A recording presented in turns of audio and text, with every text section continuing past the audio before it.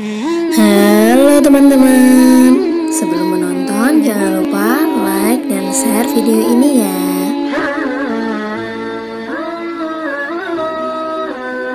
Belajar sambil bermain, jangan lupa subscribe, bunyikan loncengnya. Kisah Nabi Nuh alaihissalam.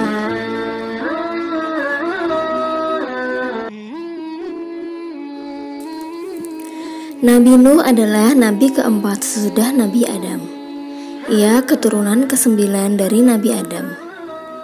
Nabi Nuh menerima wahyu kenabian dalam masa kekosongan antara dua rasul. Dalam masa kekosongan itu, biasanya manusia secara berangsur-angsur melupakan ajaran agama Allah. Mereka kembali menjadi musyrik, meninggalkan kebajikan, melakukan kemungkaran dan kemaksiatan. Nabi Nuh diutus ke tengah-tengah masyarakat yang sedang menyembah berhala. Berhala itu sebenarnya patung-patung buatan mereka sendiri, dan mereka menamakannya sesuai dengan selera mereka sendiri. Kadang-kadang mereka namakan Wat, Suwa, Yakut, dan kadang Ya'uk dan Nasr. Nabi Nuh adalah orang cerdas dan sabar. Ia mengajak kaumnya untuk berpikir. Ia mengajak kaumnya melihat alam semesta ciptaan Allah, langit dan bulan, bintang, matahari, bumi dan kekayaan yang ada di atas dan di bawahnya, hewan, tumbuhan, dan air mengalir. Semua itu menjadi bukti dan tanda kekuasaan Allah. Nabi Nuh juga memberikan kabar akan adanya ganjaran berupa surga dan kenikmatan bagi mereka yang beramal soleh, dan balasan siksa neraka bagi mereka yang membangkang atas perintah Allah. Dakwah Nabi Nuh dilakukan dengan giat siang dan malam, baik secara sembunyi-sembunyi maupun terang-terangan. Beliau merupakan orang yang cerdas, fasih berbicara, tajam pemikirannya, pandai berdiskusi, bersifat sabar dan tenang. Nabi Nuh diangkat menjadi rasul ketika berusia 450 tahun. Dan wafat pada usia 950 tahun. Umat Nabi Nuh banyak yang ingkar. Jika Nabi Nuh mengadah kepada Allah dan menegakkan tauhid, umatnya selalu menentang dan mengejeknya. Para pengikut Nabi Nuh kebanyakan hanya para fakir miskin atau golongan ekonomi lemah. Para bangsawan, orang-orang kaya dan terpandang di masyarakat malah memusuhinya. Pada suatu ketika, orang-orang kafir hendak menipu Nabi Nuh. Mereka mengatakan bersedia mengikuti Nabi Nuh asalkan Nabi Nuh mau mengusir para pengikutnya. Akan tetapi Nabi Nuh menolaknya dengan tegas. Akhirnya, orang-orang kafir itu pun jengkel dan menantang Nabi Nuh. "Hai Nuh, sesungguhnya kamu telah membantah dengan kami, dan kamu telah memperpanjang bantahanmu terhadap kami, maka datanglah kepada kami azab yang kamu ancamkan kepada kami jika kamu termasuk orang-orang yang benar." Nabi Nuh pun menjawab, "Hanya Allah yang akan mendatangkan azab itu kepadamu jika Dia menghendaki. Dan kamu sekali-kali tidak akan dapat melepaskan diri. Tidaklah bermanfaat nasihatku kepadamu jika Allah ternyata hendak. Dia adalah Tuhanmu, dan kepadanya lah kamu dikembalikan." "Sungguh, jika kamu tidak mau berhenti berdakwah, maka kami akan merajamu beramai-ramai." Setelah dakwah yang disampaikan menemui jalan buntu dan pengikutnya tidak bertambah, maka Nabi Nuh mengadukan kaumnya itu kepada Tuhan. "Ya Allah, ya Tuhanku, janganlah Engkau biarkan seorang pun di antara orang-orang kafir itu tinggal di atas permukaan bumi.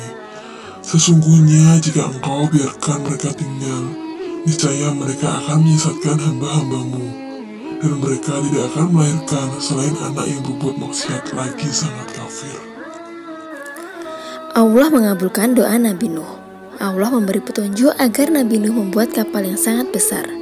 Dengan perahu itu, Nabi Nuh dan kaumnya yang beriman akan selamat, sedangkan kaumnya yang ingkar akan ditenggelamkan dengan banjir yang sangat besar, sehingga tak seorang pun dari mereka yang selamat. Semua akan binasa. Selagi Nabi Nuh dan pengikutnya membuat kapal, mereka yang ingkar pun mengolok-olok Nabi Nuh. Lihat, Nuh semakin gila saja.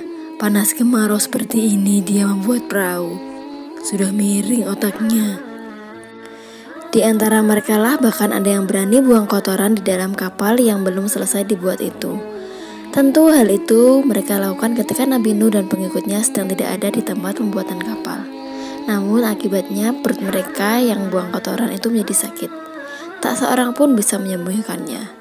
Dengan merengek-rengek mereka minta Nabi Nuh untuk mengobatinya. Nabi Nuh hanya menyuruh mereka membersihkan kapal yang mereka kotori. Sesudah itu mereka pun sembuh dari sakit perutnya. Sesuai dengan wahyu Allah, Nabi Nuh mengajak kaumnya memasuki kapal yang telah selesai dibuat. Nabi Nuh juga membawa berbagai pasang binatang dalam kapalnya itu. Tidak beberapa lama sesudah Nabi Nuh dan pengikutnya yang beriman memasuki kapal, maka langit yang tadinya cerah berubah menjadi hitam. Mendung tampak tebal, sekali diiringi angin kencang yang mulai berhembusan. Bersamaan dengan turunnya hujan lebat, air dari dalam bumi memancar pula ke permukaan. Hujan turun dengan lebatnya. Belum pernah ada hujan turun selebat itu, bagaikan dicurahkan dari atas langit. Rumah-rumah pun mulai terendam air. Angin kencang dan badai menambah kepanikan semua orang. Dari kejauhan, Nabi Nuh melihat salah satu putranya, yaitu Kan'an sedang berlari-lari menuju puncak gunung. Nabi Nuh pun memanggil anaknya itu. Hai anakku, kemarilah, naiklah ke kapalku, maka kau akan selamat. Tidak, aku akan berlari ke atas bukit sana. Aku pasti akan selamat. Anakku, pada hari ini tidak seorang pun dapat menyelamatkan diri dari Allah. Tapi Kan'an dengan sombongnya terus berlari. Dia tak menghiraukan panggilan ayahnya. Dia mengira banjir itu hanya bencana alam biasa yang segera reda. Maka dia pun terus berlari menuju. Memang Kan'an tidak mau mengikuti ajaran Nabi Nuh. Ia lebih suka hidup bersama orang-orang kafir. Karena itu dia tak mau menumpang kapal Nabi Nuh. Nabi Nuh merasa terenyuh, sedih, dan berduka. Bagaimanapun Kan'an adalah putranya sendiri, maka dia pun berdoa kepada Allah agar Kan'an diselamatkan. Namun Allah menolak permintaan Nabi Nuh, sebab Kan'an itu walaupun putra Nabi Nuh sendiri, ia anak yang durhaka. Berdasarkan suatu riwayat, kapal yang membawa Nabi Nuh dan para pengikutnya itu berlayar selama 40 hari. Sesudah itu banjir mereda. Kapal Nabi Nuh terdampar di sebuah puncak gunung yang dahulu disebut Gunung Jodi. Ternyata di zaman sekarang yang dimaksud Gunung Jodi itu adalah di wilayah Turki. Para ilmuwan telah menemukan fosil kapal Nabi Nuh tersebut. Dengan demikian, agama bukanlah dongeng belaka. Agama adalah keyakinan yang benar cerita tentang para nabi dan rasul. Nabi Nuh dan pengikutnya diperintahkan turun dari kapalnya. Demikian pula binatang yang ada di dalam kapal.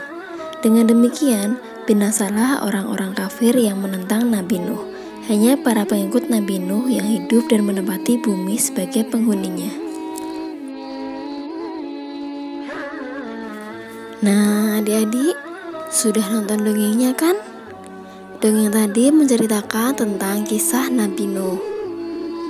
Jangan lupa like dan share video ini. Dukung channel ini dengan cara klik subscribe, bunyikan loncengnya. Jangan lupa pula untuk tonton semua video yang ada di channel ini. Terima kasih. Dadah.